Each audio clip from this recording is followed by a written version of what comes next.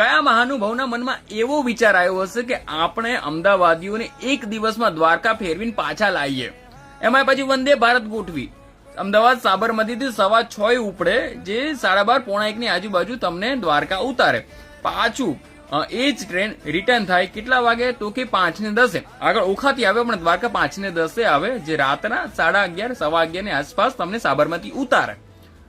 1 વાગ્યાથી 5 વાગ્યા સુધી તો મંદિર બંધ હોય છે, તો કંકોડો દર્શન થશે ભગવાનના એક દિવસમાં. હે, અને તમે એક નોટિસ કરજો, હું તો ટ્રેનમાં દ્વારકા બહુ જોઉં છું. એક સૌરાષ્ટ્ર મેલ છે જે રેગ્યુલર છે, અમદાવાદથી ઉપડે છે, જે સવારમાં 5:05 ઉપડે અને 1:15 ની આસપાસ ઓફિશિયલ ટાઈમ છે, પણ ડીલે હોય એટલે કરતા કરતા 2 તો વગાડ દે છે દ્વારકા. અડધો દિવસ ખાઈ જાય છે. કોઈ એવી રેગ્યુલર ટ્રેન મૂકી જ નથી આ લોકોએ અમદાવાદથી કે જ્યાં રાત્રે 10 10:30 ઉપડે અને સવારમાં 7 7:30 ની આસપાસ દ્વારકા ઉતારે.